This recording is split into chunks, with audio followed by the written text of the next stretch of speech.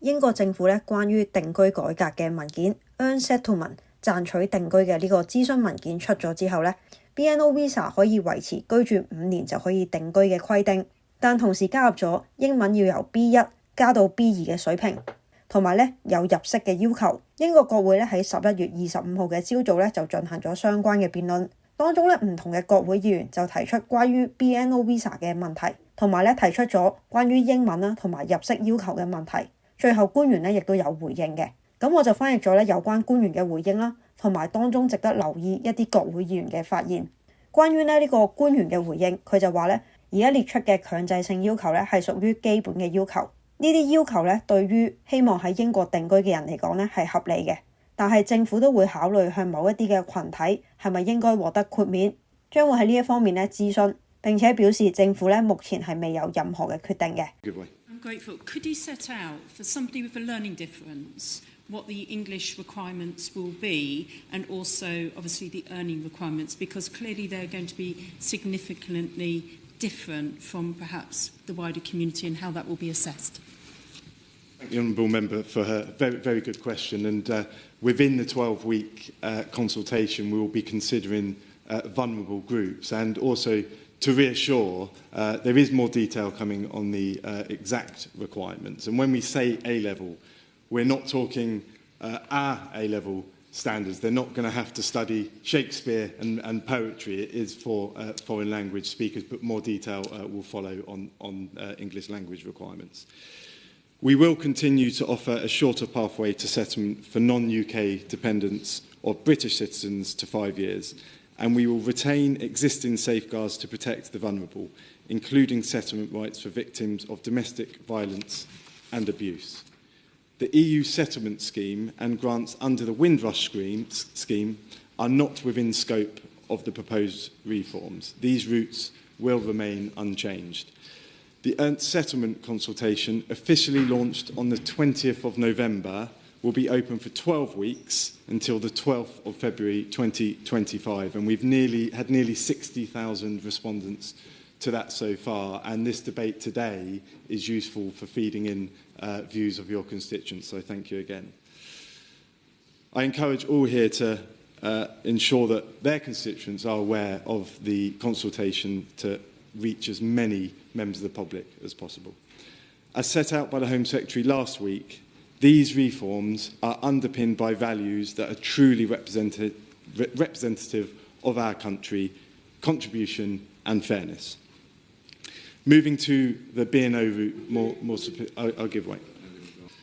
Turning more specifically to the BNO routes which we have spoken about today, the government remains steadfast in its support for members of the Hong Kong community in the UK, and is fully committed to the BNO route, which will continue to welcome Hong Kongers. We fully recognise the significant contribution that Hong Kongers have already made to the UK, and the role they will continue to play in the years ahead. That is why we have confirmed that those on the BNO visa route will continue to be able to settle in the UK after living here for 5 years, subject to the mandatory requirements. The BNO route is a unique immigration route that was established following China's passing of the National Security Law, and reflects the UK's historic and moral commitment to the people of Hong Kong. Just on that, I would like to ask 3 questions really on those mandatory requirements, which in a way are being applied retrospectively, those minimum thresholds. So firstly, I would like to ask whether the minimum salary threshold for 3 to 5 years will be applied retrospectively to BNO visa holders, whether a tax contribution requirement will be applicable to all family members, including non-working dependents. And thirdly, in terms of the language requirement from B1 to B2, given that some of my constituents only have 1 more year remaining, have you assessed whether test centres and resources and staffing are available, or whether you would actually accept equivalents to that B2, such as those who have passed university degrees in English language because they were a British dependent territory at the time when they got their degrees? Thank you. Thank the honourable member for her questions. I will come to that detail very shortly, but just to warn you in advance, we of course are going through the consultation period. Retaining a 5-year settlement period for BNO visa holders provides certainty to Hong Kongers and ensures the UK continues to honour its historical commitments. The BNO route will be included in the new earned settlement framework, with those holding a BNO visa given a 5-year reduction from the 10-year qualifying period. The new mandatory requirements for settlement are basic requirements that we think are reasonable in general for people to meet if they settle here. But we are interested in views on whether certain groups should be exempt from these, and I stress now, no decisions have been made on this. But I have listened to you all today, and we are consulting on transitional arrangements for those who are here, for such as vulnerable groups and those within the BNO route. We are also consulting on the English language levels, which I've heard spoken about by a number of members today.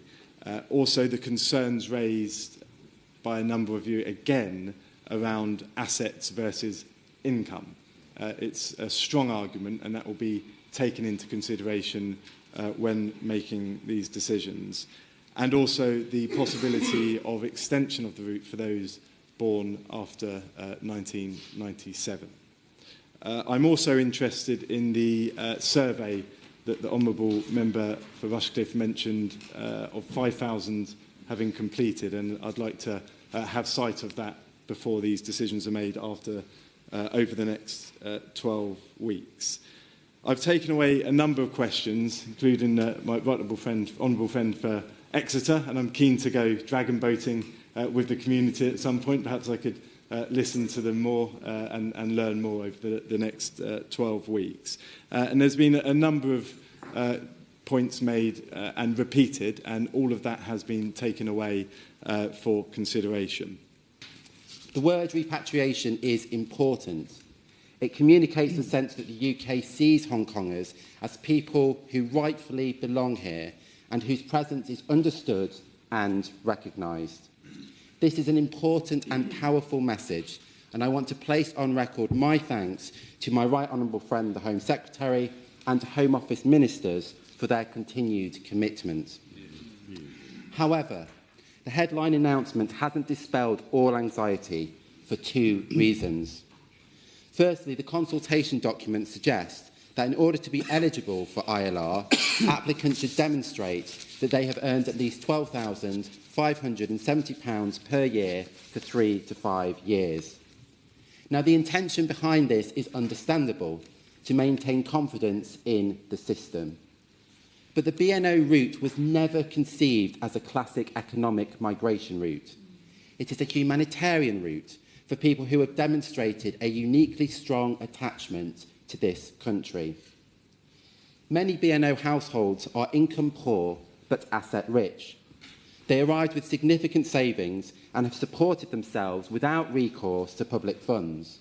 But given the shift into a new culture and a new way of living, their income patterns do not necessarily fit neatly into rigid salary thresholds. This is a concern. Secondly, there is the proposed increase in the English language requirement from B1 to B2. Thousands of BNO holders have already paid for and passed the B1 test in good time. To move the goalpost to B2 now would shut many people out of ILR in the short term, despite years of lawful residence, work and contribution. Over the weekend, I received hundreds of real-life stories from Hong Kongers who fell into 5 main groups, as a couple of which have already been referenced. Firstly, self-employed people whose income has varied significantly from year to year since arriving. Secondly, primary carers, typically women who have purposefully stayed at home to look after young or old dependents. Thirdly, children still completing their education.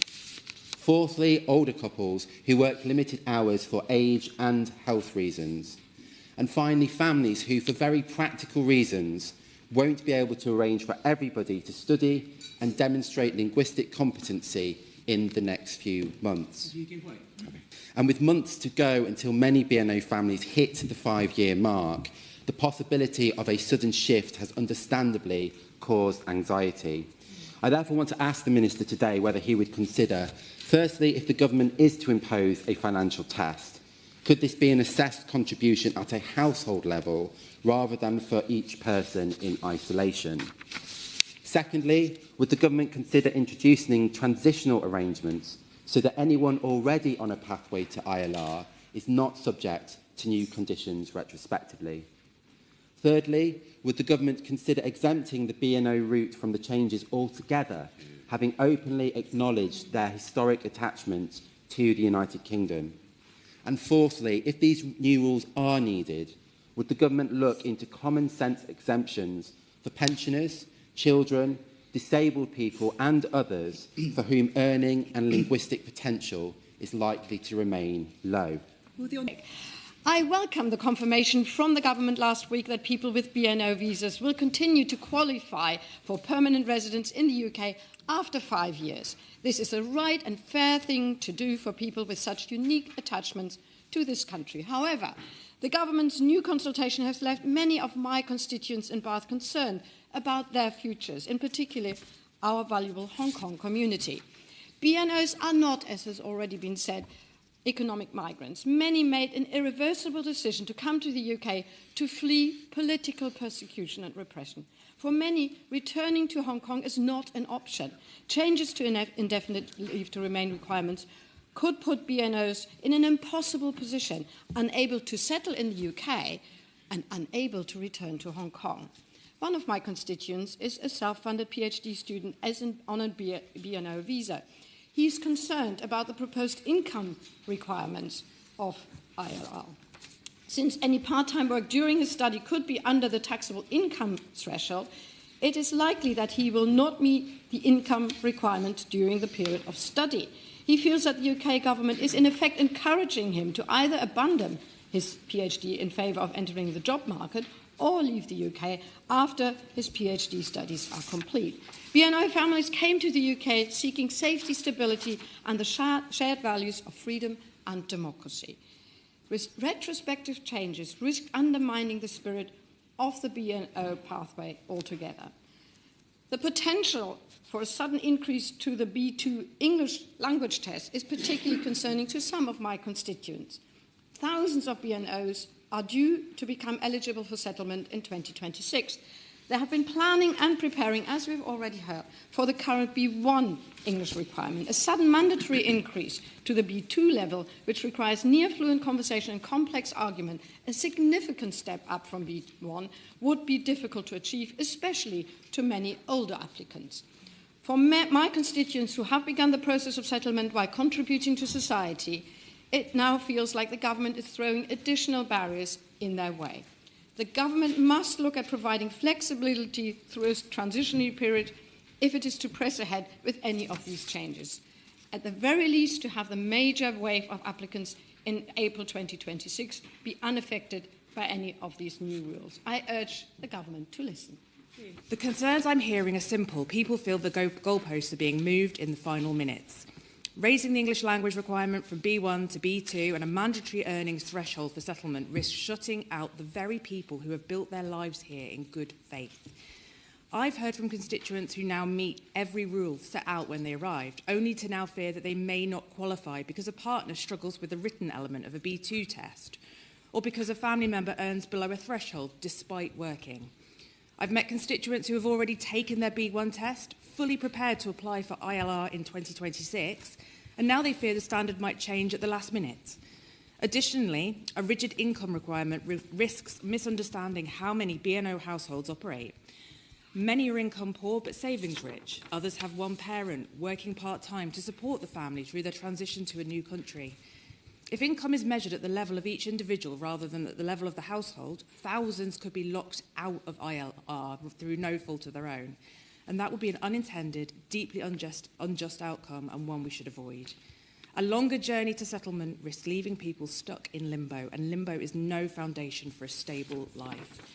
These are our new neighbours, our friends and colleagues who fled political repression and who trusted our word, and that trust matters. Of course, the immigration system needs clarity and fairness, but fairness and the rule of law cut both ways. These families followed every rule. They paid the fees, they made the leap. They have contributed to our economy and our civic life from day one. So I ask the Minister today, before any final decisions are made, listen to the communities affected, honour the commitments already given, and ensure the humanitarian routes, such as the ones BNO families arrived on, are treated with the dignity and stability they were promised.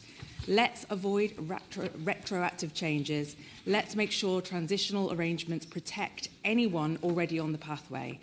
And let's keep the BNO route grounded in the principles it was built on: sanctuary, clarity and trust. Let me be clear, an income requirement, if applied to BNO applicants for indefinite leave to remain, would disproportionately disadvantage BNO families. The visa route is fundamentally different from a work visa. It was never designed around employment. People came here as families with stay-at-home parents, part-time workers, students and retirees. Their eligibility depended on need, not on earning power. Many of those face systematic barriers to having their professional qualifications recognised, preventing them from securing jobs that reflect their skills immediately upon arrival. They are not failing the system is failing them. To require 3 to 5 years of earnings above £12,570 would not reflect their reality. Many BNO households are income poor but savings rich. They moved here under the explicit promise that no financial conditions would be attached to this humanitarian route.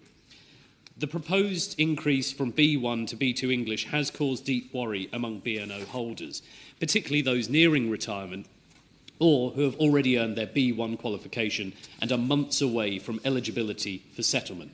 B2 is effectively A-level proficiency. For many, achieving this with only months' notice is unrealistic, and I hazard a guess it would be unrealistic for many members of this House as well. We must be cautious not to retroactively impose standards that people could never reasonably meet in all that time. Above all, BNOs are not economic migrants. They have made an irreversible decision to come to the UK to escape political repression. For many, returning to Hong Kong is not an option. If it were to shift the goalposts now, we risk placing them in an impossible position, unable to settle here, unable to return home. That would be a betrayal, not only of policy, but of principle. And I urge the Minister to listen to the speeches today to make those progressive changes we need in the immigration system. 總括嚟講，成場國會辯論呢都提咗好多關於 BNO Visa 持有人關心嘅議題，尤其呢係英文同埋呢入息要求嗰方面。呢個諮詢報告呢係會去到下年2026年嘅2月12號，所以而家仍然係可以提交意見嘅。無論係揾你個區嘅 MP 啦，或者呢係填寫佢本身呢一份諮詢文件嘅問卷。咁關於呢個諮詢文件嘅 update， 或者呢係點樣去回覆呢個問卷嘅內容，如果大家有需要呢，我都會繼續跟進嘅。好啦，咁今日影片就嚟到呢一度，覺得我影片對你有幫助嘅呢，就記得 like、subscribe、share。我哋下條片再見，拜拜。